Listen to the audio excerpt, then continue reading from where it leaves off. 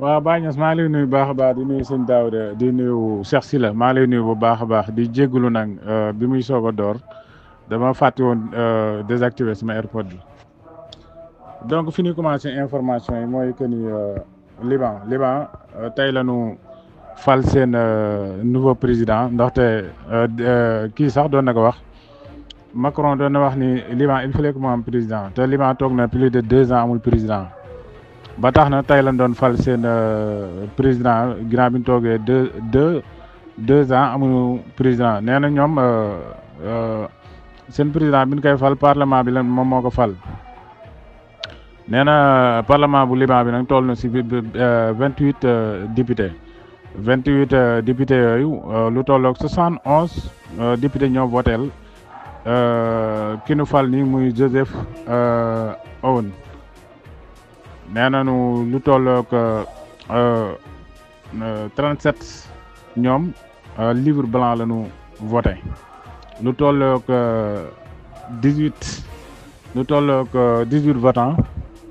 ñoom vote nul la ñu voté waaw. ba tey bokk na ci information yi neenu Iran dafa doon def tey benn neenu surtout israélien yi ak seen télévision yi ñoo ko xamle journal bi nee na si source bi nga xamante ni amee na ko si sécurité bu israélien yi ñoom dañ ni Iran dafa doon essayer beneen bombe nucléaire ba waral am na benn tremblement de terre boo xamante ni am na lu tollook magnitude bu tollook 4,3 SL ba tax na neenu tremblement de terre boobu moom moo andi na ampleur boo xamante ni maanaam gën a yokko maanaam profondeur bi maanaam daal ñoom li ñu xam ne daal ñoom waa Israël mooy que ni essai nucléaire la daal ndax ampleur bi affaire bi am ba tax na neenu Netanyahu mi ngi doon waaj pour dem investiture Donald Trump bi journal israélien bi li mu xamle mooy que ni mooy Netanyahu dafa mujj annuler voyage boobu noonu. ba tey bokk na ci information ci groupe SM Info International Cheikh Ndiaye maa lay nuyu bu baax a baax di rafetlu ànd bi neenu Iran dafa defaraat beneen drone bu bees neenu drone bi tey ji la ko Iran ngénti mu nekk drone boo xamante ni drone bu bees drone kamikaze la waaw Iran nag boobu ba léegi mi ngi gën a geetaru di gën a defaru di xaar États-Unis ak Israël ndaxte am na nu muy demee faaw ñoom dinañ laale ba tax na ne daan armée iranien yi ñoom recevoir nañ aussi lu tollook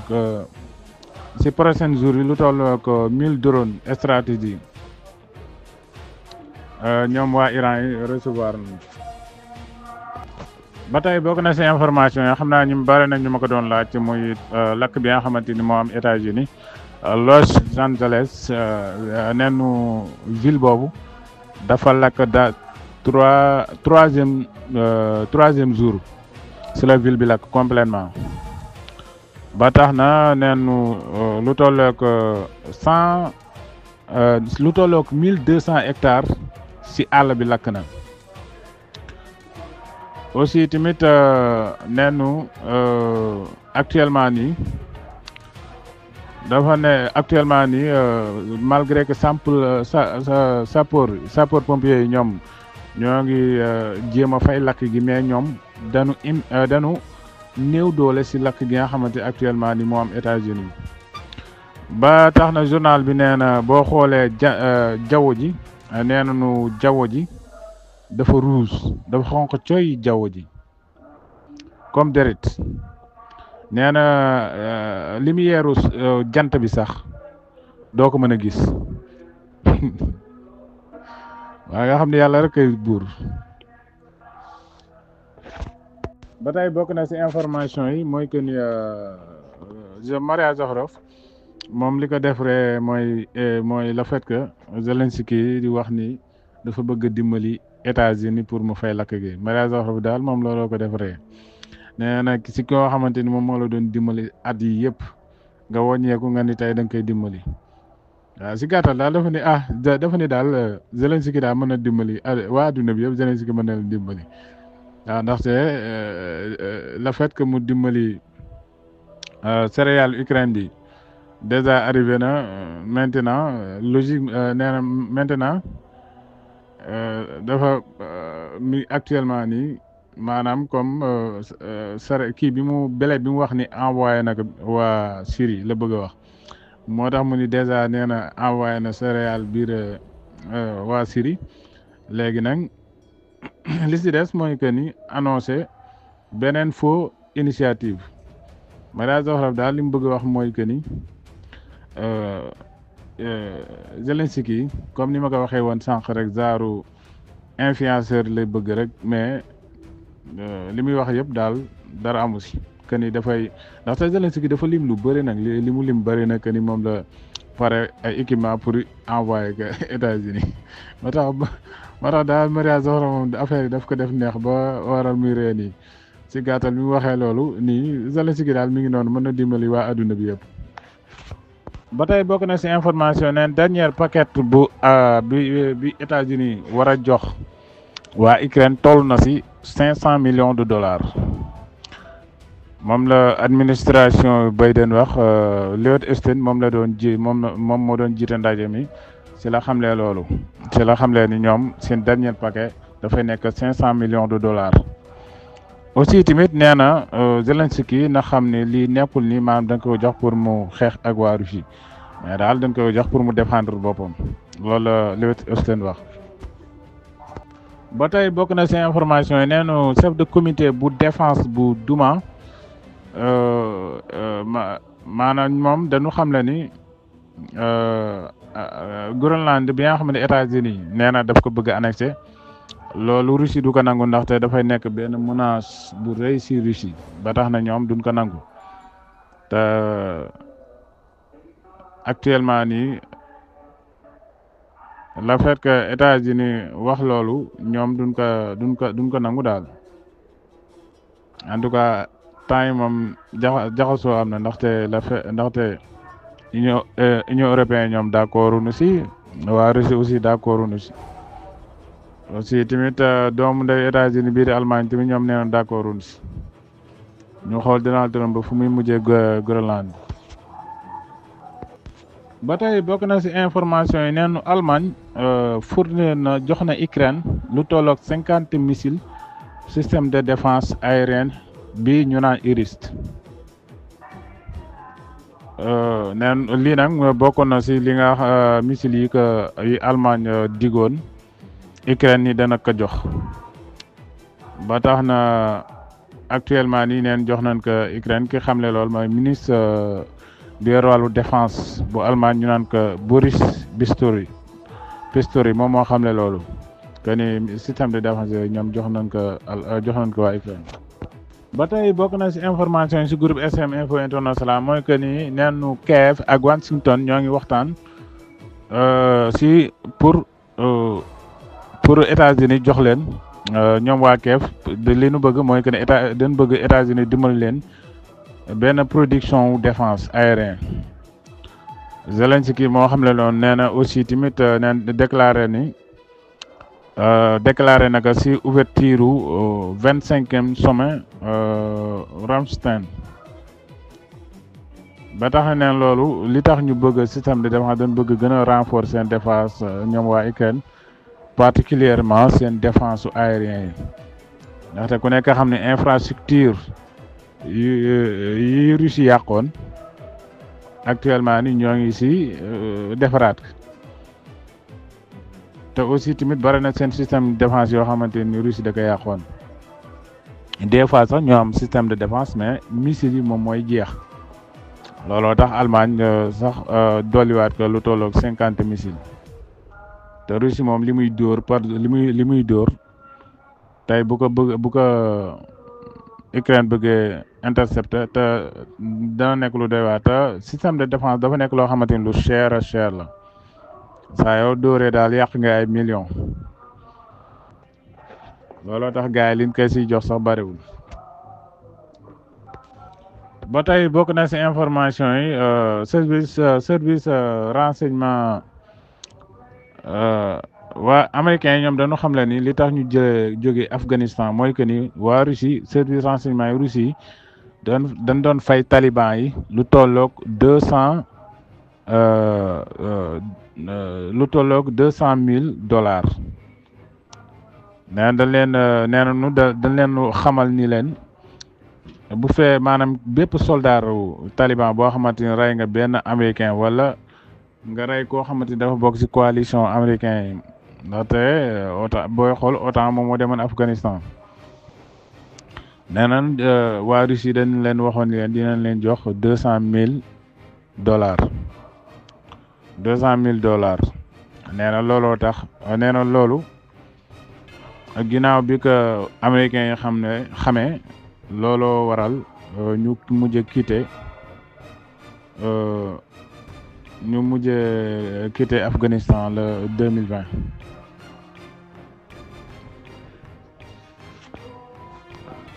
waaw neen daal loolu moom moo tax États-Unis jóge Afghanistan ndaxte da ngay gis soldat bu taxaw di garder am ku ko féet ginnaaw rey te neenu ñoom américains yi ñoom neenu saa bu soldaaru américain daanoo rek Russie da leen di fay $200 millions $200,000 chaque américain bu daanu wala koo xamante da nga bokk ci allié américain yi te nga demoon pour dimbali leen biir Afghanistan. ba tey bokk na ci information neen nouvelle autorité syrien ñoom dañu refuser pour autoriser Russie dugal ci territoire Syrie navire boo xamante ni dafay yóbbu ay équipement militaire ci base yu Russie bi nga xamante ni base yu navale bu Russie bi nekk biir Tartous. Moscow Times nag moo xam ne loolu nee na ginnaaw bi nu wàccee Bachar al-Assad mois de décembre bi ak léegi actuellement ni Russie actuellement ni Russie ak rebelle yi daal ba léegi déggoogunu ci kàddu surtout ci wàllu politiciens yaa xamante actuellement ni ñoo nekk biir Syrie autorité yu bees yi nekk biir Syrie neen daal rebelle yi ña fa nekk actuellement ni daal bëggunu Russie dafa dugalaat yeneen bagage militaire.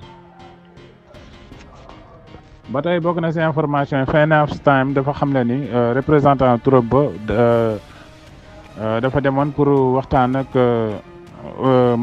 partenaires européens yi mais ñoom li ñu xamle mooy que ni bëgguñu guerre bi jeex ñoom européens yi ndaxte neen daal ñoom mën nañ continuer di jàppale Ukraine ñoom européens looloon xamle ba tax na équipe bu Donald Trump yëpp ñoom li ñu bëgg mooy dañu bëgg benn projet boo xamante ni image bu fort la mais looloo tax actuellement nii image boobu maanaam pour daal def le tout ba jàmmam entre Russie ak Ukraine moom la source bi xam le ci journal bi aussi tamit source bi xam le ne ni nouvel administrateur yu américains yi ñoom dañu ragal li nga xamante ni moo leen daloon Afghanistan moom la ñuy invité scénario boobu daal moom la ñu bañ mu dal leen biir Ukraine. ba tey bokk na ci information yi moom diplomatie européen loolu la xamle moom ñoom nee na ñoom waa Union européenne pare nañu pour continuer di jàppale Ukraine bu fekkee ni États-Unis dafa retiré wu. chef de diplomatie bu européen moo ko xamle Kaja Kallas ne moom loolu la déclaré que ni Union européenne ñoom pare nañu pour jël initiative jàppale Ukraine bu fekkee ne États-Unis dafa retiré wu ci jàppale bi nga xamante ni mi ngi doon jàppale Ukraine nee na moom yaakaar na ni daal membre Union européenne yëpp am nañu yaakaar que ni États-Unis dina continuer di jàppale Ukraine mais nag bu fekkee ne États-Unis ñoom dañu retiré wu. ñoom Union européenne dinañ continuer di jàppale Ukraine moom la déclaré moom Kallas aussi nee na ci réunion boo xam bi mi ngi ko xam ne ci benn réunion boo xamante ni allié yu Ukraine ñoo ko doon amal Allemagne ci la xam ne ni nekkul intérêt pour Amérique ak Russie nekk réew yi ëpp doole ci àdduna bi maanaam daal li mu bëgg a xamal mooy que ni ñoom Union européenne war na bu nu boolee seen kii daal war nañu am benn doole bi ba bañ a wékku ci États-Unis ak beneen réew. ginnaaw union diplomatie Union européenne bi wax na loolu mais bu ñu xoolee daaw ancien diplomate Union européenne bi ñu naan Joseph Borrell moom déclaré woon na ni Europe amuñu capacité pour jàppale Ukraine bu fekkee ni États-Unis maanaam dafa téye loxoom ñoom Europe amuñu doole boobu amuñu doole pour jàppale Ukraine ci guerre bi ñaan il fallait que daal États-Unis jàppale leen ba tax na neenu Ukraine ak ay alliés yëpp ñoo ngi surveiller di xool Donald Trump bu fekkee maanaam investir nañ ko président bu États-Unis le 20 janvier lan mooy seen lan war a def daal que ni dañuy continuer jàppale Ukraine wala boog ñoom daal boo xam day continuer jàppale Ukraine wala ñoom daal actuellement nii si neen lan toog ñoom waa Ukraine ak seeni alliés yi di Union européenne. ba tey bokk na si information yi moom Volodymyr Zelensky xam leen na ni lu toll 4000 soldats nord-coréens rey nañ leen ñi am si ay blessures. maanaam lu tolloo 400 soldats 4000 soldats Corée du Nord ñii blessé nañu ñii ñu rey leen moom la Volodymyr Zelensky xamle. nee na Poutine mi ngi mais nee na Poutine mënul maintenir investissement bi nga xamante ni mi ngi koy def ci agression bi muy def nee na Poutine mënu ko ba tax na mi ngi commencé di mu nee na looloo tax mu commencé di indi soldats nord-coréens yi ci guerre bi nga xamante ni mi ngi koy seq ak ñoom ba tax na neen tactique de guerre moderne valorisé nekkul ni maanaam ay nit ñu bëri la maanaam li mu bëgg a xam ne mooy que ni guerre léegi nekkul ni bon soldats yu bëri moom moo koy guerre moom la xamle moom Zelensky ndaxte moom wax jooju waxoon na ko États-Unis que ni léegi guerre technologie la mais nekkatul ay nit ñu bëri soldats yu bëri moom la waxaat fii que si waa Russie nee na peuple nee na Russie daal par jour dana perdre lu maximum 4000 soldats moom la xam ne moom Zelensky ba tax na loolu la xam ne moom Volodymyr Zelensky déet sax doomu Palestine doon na ma laaj lu mel noonu bare na chiffres yu ñu joxe chiffres yi du doon lu am ku nekk daal da ngay jékki-jékki wax sa xalaat que ni maanaam daal guerre médiatique la daal guerre médiatique la ndaxte Ukraine liñ ko rayal dëgg du ko déclaré Russie aussi tamit liñ ko rayal dëgg du ko déclaré mais nag ku nekk di nga indi sa chiffre ni kii dee na lii dee la na lii kii dee na la nii lii mais guerre moom moo demee noonu guerre médiatique dafa am ak guerre corps à corps dañuy wax seen xalaat rek ak li ñu yaakaar ak li leen experts yi jox ndaxte am na loo xamante ni boo ko déclaré da ngay décourager loo say soldats loolu moo tax am na chiffres yoo xamante ni boo ko joxee nii kii chaque jour dana deelee temps bu boobaa volontaires yi nga xamante ni dañu bëgg a ñëw pour wut xaalis bu na xamee ni kii kat moo chaque jour dana ray le temps dañuy ñëw si ki nga xamante ni moom moo gën a positionné wu ndaxte guerre moom loolu la kenn du dem foo xamante ni kenn du dem si koo xamante dafa nekk si guerre ba pare ñu koy jekku si wàllum guerre kooku du bare du bare volontaire ndaxte am na ñoo xamante ni loolu rek mooy seen liggéey mooy que ni nga fay leen ñu geeral la am na ñoo xam loolu kese mooy seen liggéey léegi nag loolu mooy waral guerre médiatique bii di am. ba tey bokk na si information neen Royaume-Uni dafa def benn collaboration ak Danemark ak Pays-Bas ak Lituanie ak Suède maanaam da allié OTAN yi la booleel jox Ukraine lu tolloog 30 000 nouveaux drones ki annoncé loolu mooy secrétaire défense bi bu Royaume-Uni ñu naan ko John Healey si benn réunion boo xamante ni doon na ko amal doon si contact défense base aérien yu Ramstein. ba tey bokk na si information ne premier ministre bu Danemark ñu naan ko Frederiksen ginnaaw bi Donald Trump annoncé ni dafa bëgg annexer Groenland moom def na benn réunion alxamis neen dina def benn réunion alxamis ñoom moom ak dirigeant parti danois yi ak représentant parlement yi ak pour xamal leen mesure bi nga xamante ni jël nañ ko si li nga xamante ni Donald Trump wax na ko menacé na ko pour annexer Groenland maanaam dajale na leen daal ni mesure bi lañ si jël que ni Donald Trump bu fekkee ni dafa bëgg annexer Groenland moom premier ministre bu Danemark. donc xam naa fi ñu koy jeexalee rek mooy que ni fi ñu koy jeexalee mooy John Kirby nee na arrêté bi nga xamante ni Ukraine arrêté na gaz bi doon jaar biir Ukraine nee na loolu défaite la ak comme si que maanaam daal dañu jàmpaaka Moscou moom lay déclaré moom John Kirby conseil bu Maison Blanche